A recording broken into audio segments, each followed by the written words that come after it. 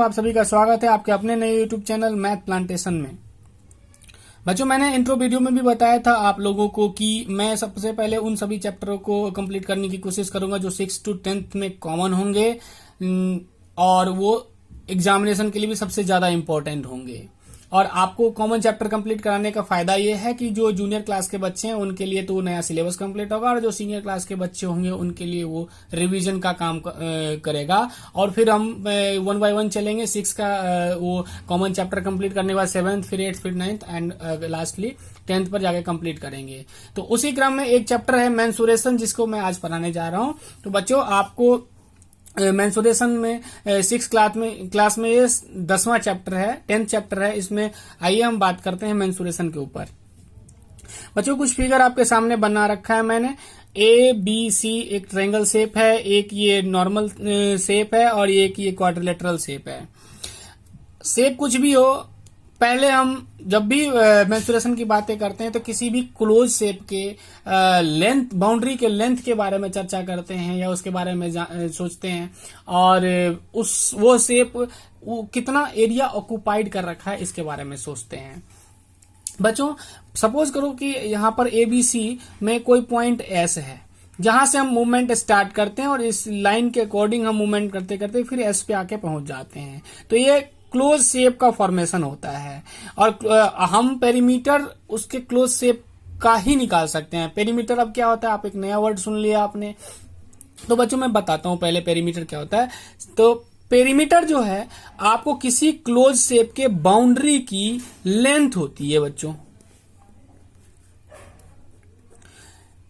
किसी भी close shape के बाउंड्री की लेंथ होती है। अब सपोज करो यहां पर एक S पॉइंट है और यहां से बिगिनिंग हुआ और यहां से मूवमेंट होते होते होते होते फिर जाके S पे रुका, तो ये इसकी लेंथ जो भी होगी वो इसका पेरीमीटर होगा। इसी तरह से क्वाड्रिलेटरल शेप में भी ABCD BC और AD सारे को जोड़ने के बाद जो आपको लेंथ मिलेगा, क्योंकि आप सपोज करो यहां से आपका S पॉइंट है और यहां से आप मूवमेंट स्टार्ट करते हो और फिर यहां आकर के ही रुकते हो, तो ये क्लोज शेप बन गया। क्लोज शेप बन गया तो उसका आप पेरीमीटर निकाल सकते हैं। बच्चों, हम लोग आम जीवन में भी पेरीमीटर का बहुत यूज करते हैं पर हम लोग उस पर ध्यान नहीं देते हैं। कभी कभी आप देखोगे ना कि कुछ फार्मर भी अपने जो है फील्ड का फेंसिंग करवाते हैं, घेराबंदी करवाते हैं। तो उस फेंसिंग में जो भी वायर लगता है या जो भी जिस चीज से भी आप उसको घेराव करते हैं, तो उसके लिए आपको उसके लेंथ की जरूरत पड़ती है कि आप कितना फीट का आपको वायर चाहिए, कितना लेंथ का। तो आप उसके लिए क्या करते हो, पहले फील्ड के चारों तरफ के बाउंड्री को मेजर करोगे, तो वो बाउंड्री को मेजर करके ही उसके लेंथ का पता कर सकते हो। तो आप जितना उसके बाउंड्री का लेंथ होगा वही आपका फेंसिंग का लेंथ होगा और वही आपका पेरीमीटर होगा। बच्चों, शेप कुछ भी हो, चाहे वो ट्रायंगल हो, क्वाड्रिलेटरल हो या फिर कोई और भी शेप, चाहे सर्कुलर हो, तो पेरीमीटर हम उसके बाउंड्री के लेंथ को कहते हैं। चलिए आपके सिलेबस के अकॉर्डिंग मैं चलता हूं। पहला जो आपका इसमें 6 क्लास में बताया गया है वो आपको पेरीमीटर ऑफ रेक्टेंगुलर शेप के बारे में बताया गया है। Perimeter of rectangle. बच्चों, आप जानते होंगे रेक्टेंगल क्या होता है। रेक्टेंगल वो होता है जिसके आमने सामने के जो साइड्स होते हैं वो इक्वल होते हैं।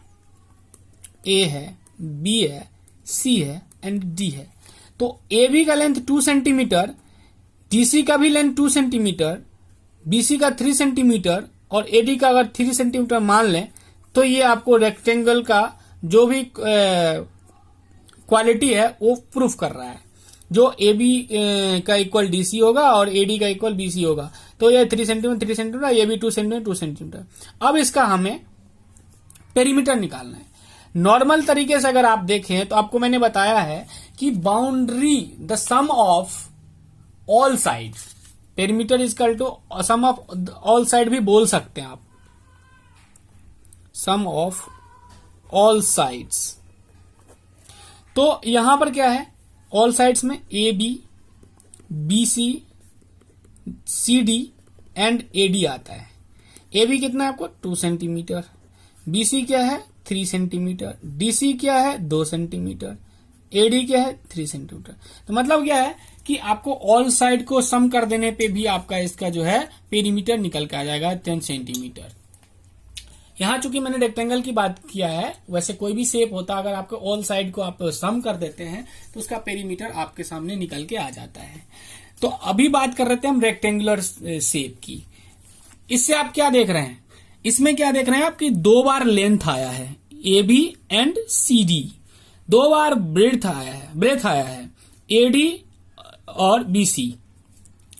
तो अगर हम चाहें तो ऐसे भी इसका लिख सकते हैं 2 इंटू लेंथ, क्योंकि 2 बार लेंथ आया है, एंड 2 इंटू ब्रेथ।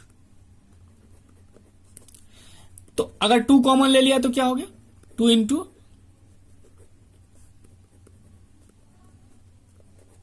ब्रेथ। तो रेक्टेंगुलर शेप का पेरीमीटर के लिए एक फॉर्मूला निकल के आपके सामने आ गया कि अगर रेक्टेंगुलर शेप होगा और उसका पेरीमीटर निकालना होगा तो ये चाहे तो आप ऑल साइड सम कर लीजिए या उससे एक फार्मूला निकल आया, फार्मूला के हिसाब से आप पुट कर दीजिए, आपका वो निकल आएगा। फार्मूले के हिसाब से चलते हैं तो एक आपका यहाँ आंसर निकला हुआ था और यहाँ दूसरा आप फार्मूले के बेस पे चलिए 2 इंटू लेंथ आपका दिया हुआ है 2,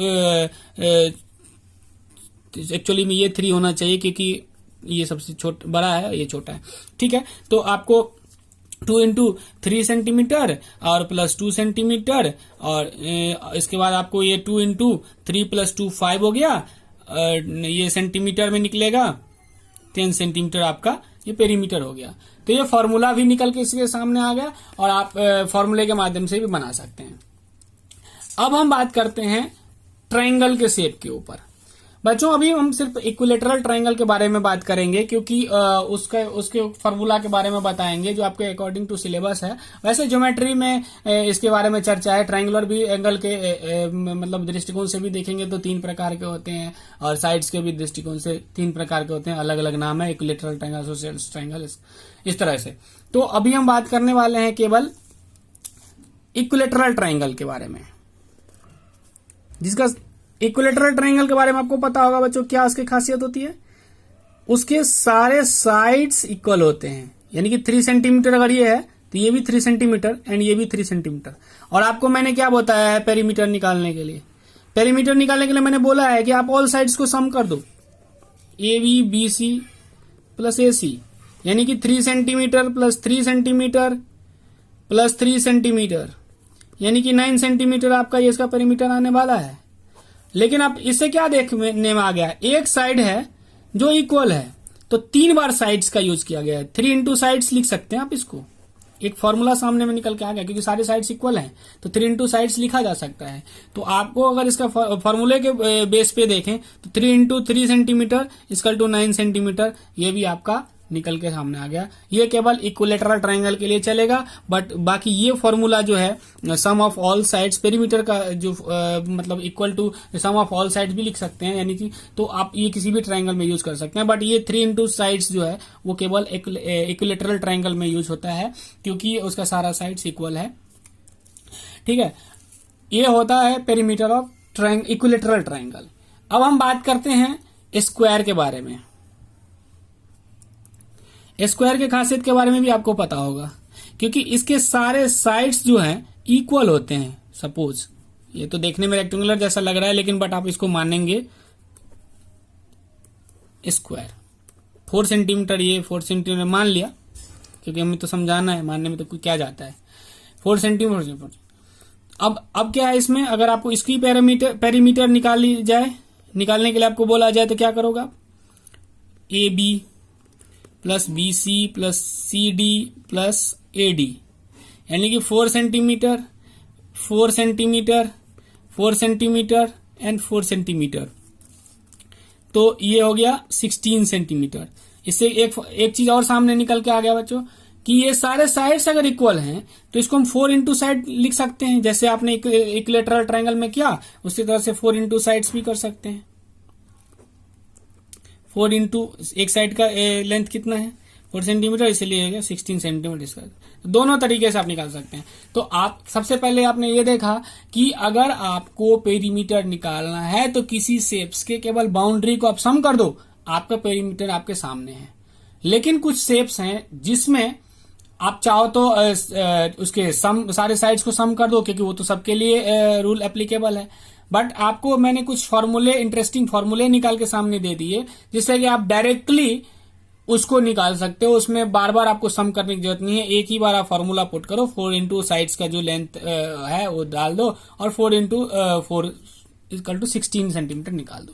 तो आपने 3 फॉर्मूले सीख लिए। रेक्टेंगुलर के पेरीमीटर कैसे निकालेंगे, 2 into length plus breadth. Equilateral triangle के पेरीमीटर कैसे निकालेंगे, 3 इंटू साइड्स। और पेरीमीटर ऑफ स्क्वायर क्या होगा, नहीं, पेरीमीटर ऑफ स्क्वायर क्या होगा, तो 4 इंटू साइड्स।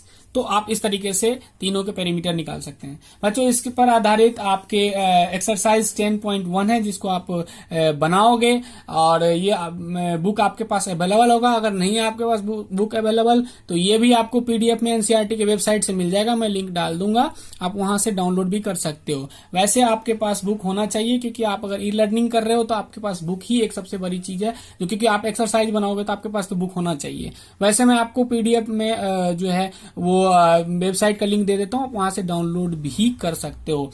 तो आप इसमें कुछ एग्जांपल्स भी दिए गए हैं बच्चों, आप ईमानदारी से उस एग्जांपल को भी बनाओगे, कुछ एक्टिविटी भी दिए गए हैं उसको भी बनाओगे आप। और मैंने जितने कंसेप्ट बताए उसके बेस पे ही सारा कुछ है, आप एक बार बना के देखो। कोई भी दिक्कत होगा आप कमेंट बॉक्स में लिख देना। मैं अगला वीडियो जो बनाऊंगा वो आपको 10.1 एक्सरसाइज के सॉल्यूशन के ऊपर बनाऊंगा, और ऐसे ही स्टेप बाय स्टेप चलेंगे और हम मेंसुरेशन को लास्ट तक पहुंचाएंगे। धन्यवाद। हमारे चैनल को लाइक और सब्सक्राइब जरूर करें।